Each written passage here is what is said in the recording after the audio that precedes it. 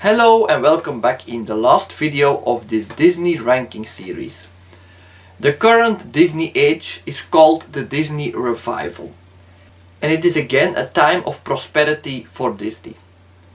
While Disney struggled with competition and a lack of identity after the Renaissance, they reclaimed the power.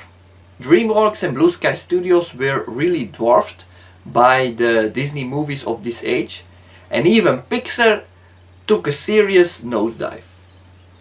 This era started with The Princess and the Frog and had a high point with Frozen.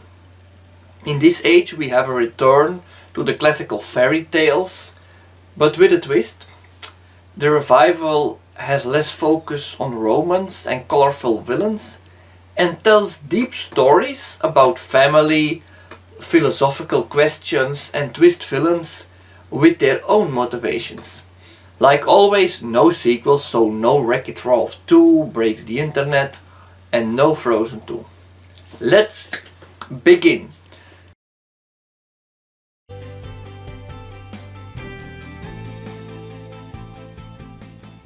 Originally, I didn't want to include Winnie the Pooh because it's sort of a sequel to the package movie of the 70s.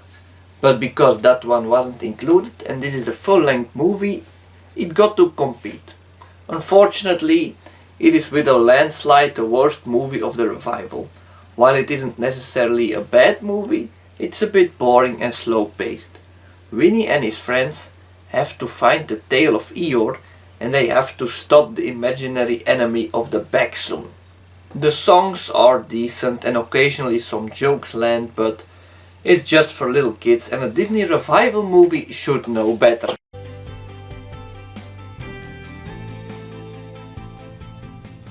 I don't like to say this, but Strange World was average at best. And that is never good if you are talking about a Disney classic. The movie underperformed because of a lack of marketing and because it just isn't that great.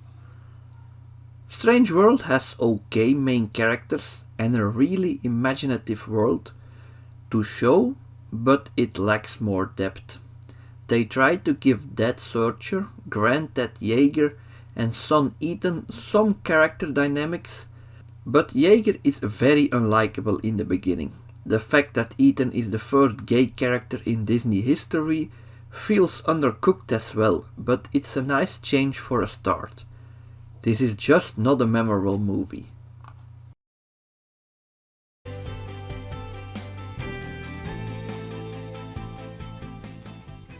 Big Hero 6 is a perfect capable Disney movie but a bit forgettable. Hero's story is fun and the tragic death of his brother hits hard like the older Disney movies sometimes do. Big Hero 6 is a superhero movie, very predictable and with a gigantic waste of a villain. Robert Callaghan is a twist villain, but the twist comes out of nowhere and it isn't satisfying or resolved in the end. He goes from a good mentor to a broken-hearted father, but he doesn't get to acknowledge his mistakes for killing Hero's brother. Luckily we have Baymax the White Robot, the standout character of this movie. Baymax is funny and nice, every scene he's in. He dominates with his humor and manners. I really like this movie, but I don't love to rewatch it.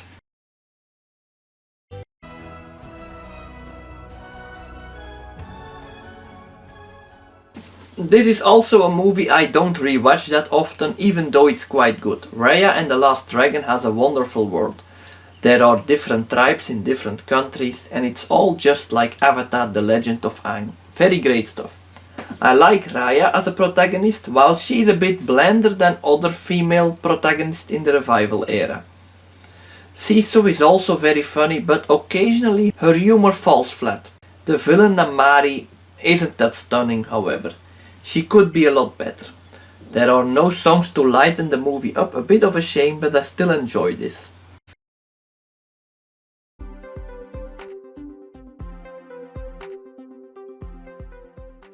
WreckIt Ralph is a strange Disney movie. It feels more like a Pixar picture or a Who Framed Roger Rabbit movie, because we have game characters outside of the Disney canon mixed with Disney characters.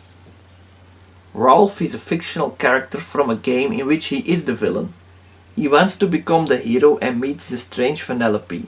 King Candy the twist villain Turbo actually is one of the better Disney revival villains. Ralph is an okay character and I like the movie a lot. Vanellope however is really annoying and that takes the movie a couple of places lower for me.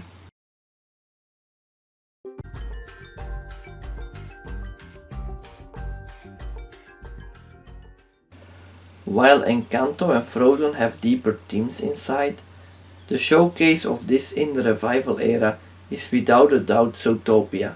This movie with anthropomorphic animals has many layers. The story of the bunny Judy Hopps who becomes the first cop of her species is remarkable. It's nice to see how she fights for what she wants. The fox, Nick Wilde, is a stereotypical Sly Street vendor who actually has a big heart. They team up to make this a buddy cop movie about racism in the animal kingdom. Yes, it is that indeed. The racism is explained by predators and prey, and this movie came out in the wake of many terrorist attacks in the Western world. It's a classic movie, and while the twist villain isn't great like mostly, it's nice to see a sheep as a villain and not a victim. Zootopia is really enjoyable if you're in the mood.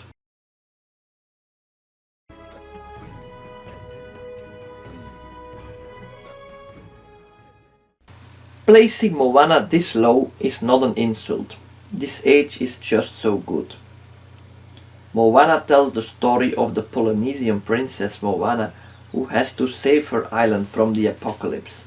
She sails to the demigod Maui and together they have to restore the heart of Te Fiti.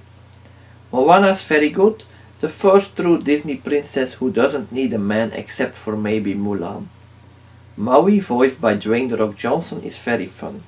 Hey Hey is such a stupid chicken that he makes for a great sidekick. While we don't have a clear villain, Tamatoa and Te Kā are both good in their own right. Moana has better songs than Tangled, but the story is less captivating. I do consider this a classic everyone should watch.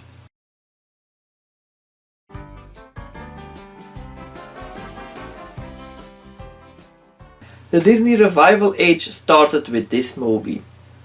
After the dark post-Renaissance, Disney came back in traditional animation and with the Princess movie, a recipe for success. Tiana is a wonderful princess who works hard to make her dreams come true. Prince Naveen is a bit lazy but he learns a lot from Tiana. Both are turned into frogs by the best Disney villain of this age, Dr. Facilier. Facilier is maybe the last true great Disney villain.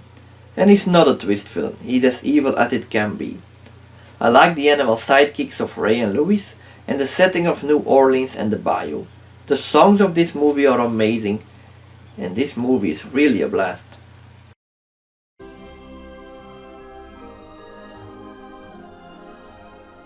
Wish is the absolute ultimate Disney film to celebrate 100 years of Walt Disney Studios, and I'm so happy that this movie was a return to all the elements that made Disney great over the years.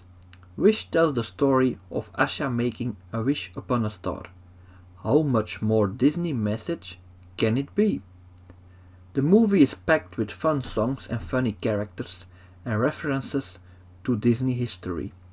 The villain King Magnifico is also finally a return to the classical Disney villains. Bad but charismatic. Asha's friends are clearly based upon the Seven Dwarfs. And the talking goat reminds me so much of all those talking animal sidekicks from before.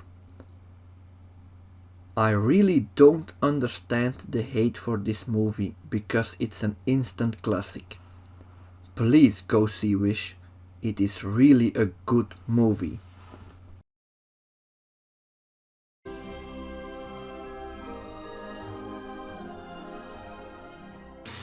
Coming in third is Encanto. I had absolutely zero hype for this, but when Encanto came out I absolutely adored it.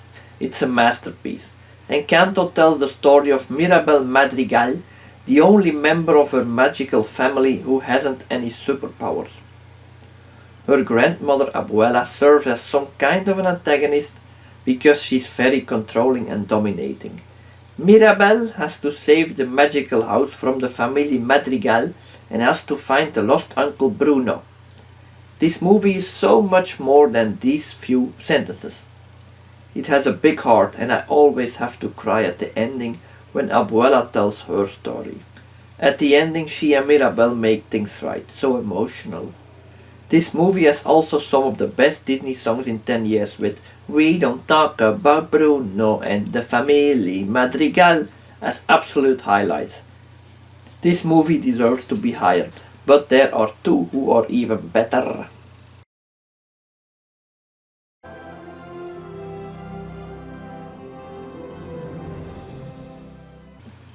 I debated putting Encanto above Tangled, but Tangled is such a blast to watch.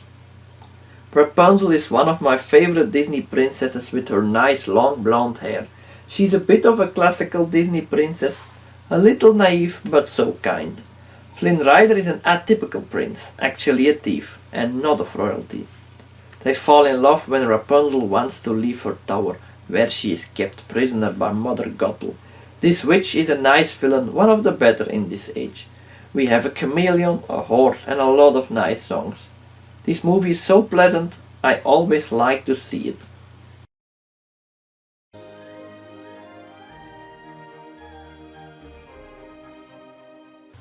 But when the revival age hit the roof of his capabilities, it was called Frozen. This movie is the Lion King of this generation. Frozen starts as a stereotypical fairy tale with Princess Anna who falls in love with Prince Hans. The Duke of Weaselton is the villain and Queen Elsa is just a side character. But then everything changes. Elsa has ice powers and Anna follows her into the wild. She meets the walking snowman Olaf and Kristoff with his reindeer Sven. This movie is such a masterpiece. At the ending, it turns out Prince Hans is the big villain and Anna and Kristoff are meant to be. Turning cliches on its head, this movie also places the romance at the back. It's actually the story of two sisters and their love for each other. The songs in this movie reflect that, with Let It Go and Love is an Open Door as the biggest songs. Frozen is very hyped and some people hate it for that reason, but the reason it's overhyped is that it is perfect. Go watch it right now. The Disney revival age is still going strong. But this ranking series isn't.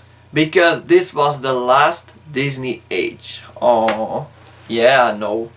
Very sad, but nothing we can do about it. Except maybe do Pixar one day.